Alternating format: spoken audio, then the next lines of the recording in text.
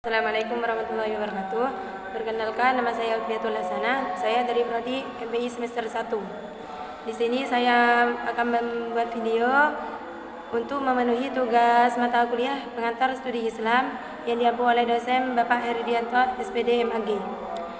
Di sini saya akan menjelaskan sejarah perjalanan Islam dari masa ke masa. Saya akan menjelaskan pada poin yang pertama, yaitu masa kerasulan Nabi Muhammad SAW. Pada masa kerasulan Nabi Muhammad, Islam itu dimulai dengan turunnya wahyu yang pertama kepada Nabi Muhammad SAW pada tahun 610 Masehi di Gua Hiro.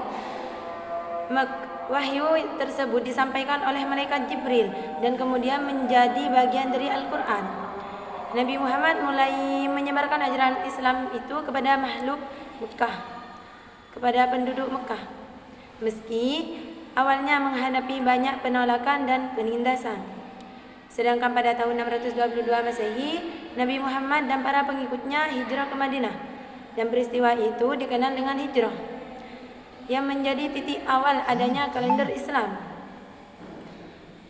Islam semakin berkembang dan Nabi Muhammad berhasil menyatukan berbagai suku Arab di bawah panji Islam. Pada tahun 630 Masehi, Nabi Muhammad itu berhasil menaklukkan Mekah tanpa pertumpahan darah, maksudnya tanpa berperang, yang menjadikan kota itu sebagai pusat spiritual Islam. Assalamualaikum warahmatullahi wabarakatuh. Saya Rusi Anggraini dari Prodi MPI semester 1 akan melanjutkan pemateri yang pertama,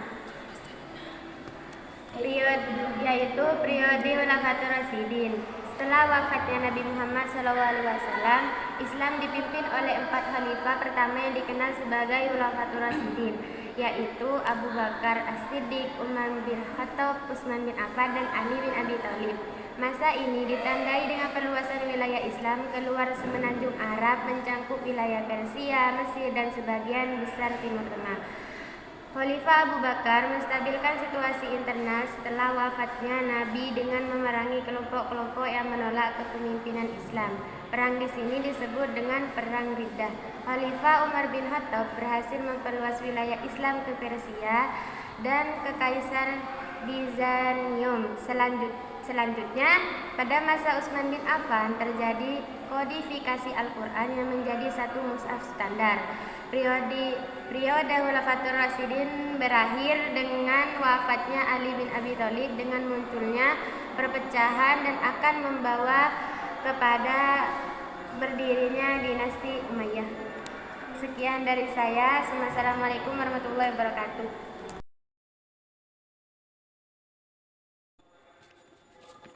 Assalamualaikum warahmatullahi wabarakatuh.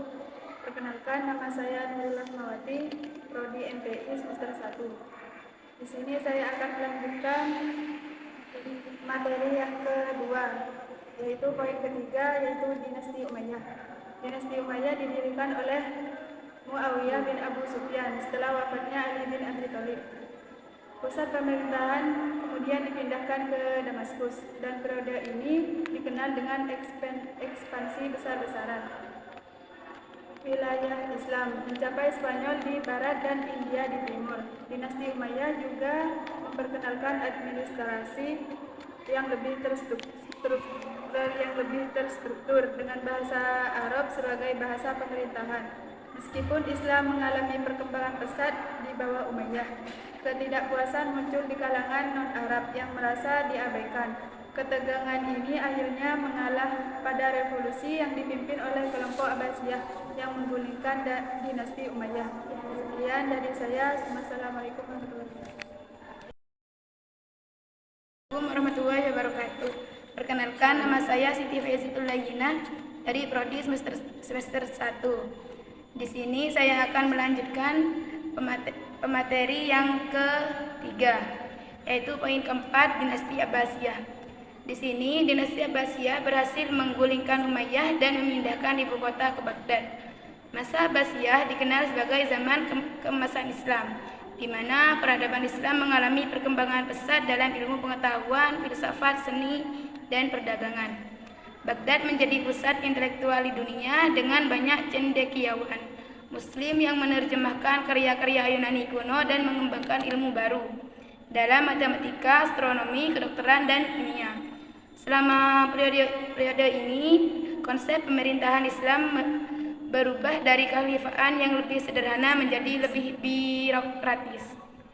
Namun, kekuatan politik Abbasiyah mulai menurun pada abad ke-10 akibat pemberontakan internal dan serangan eksternal seperti dari tentara Salib dan Mongol. Sekian dari saya. Wassalamualaikum warahmatullahi wabarakatuh. Assalamualaikum warahmatullahi wabarakatuh. Saya Nurhalilah dari Prodi MPI semester 1.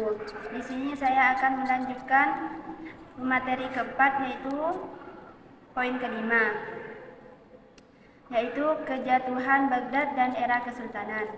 Nah, pada tahun 1258, Baghdad ini dihancurkan oleh tentara Mongol yang menandai berakhirnya kekuasaan Abbasiyah secara efektif.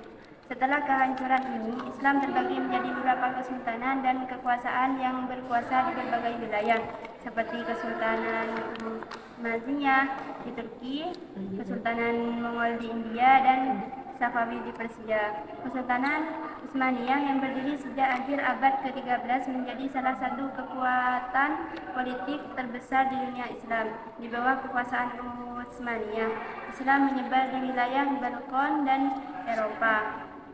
Kekhalifahan Utsmaniyah bertahan hingga Perang Dunia I, ketika kekuasaan runtuh dan Turki modern didirikan. Sekian dari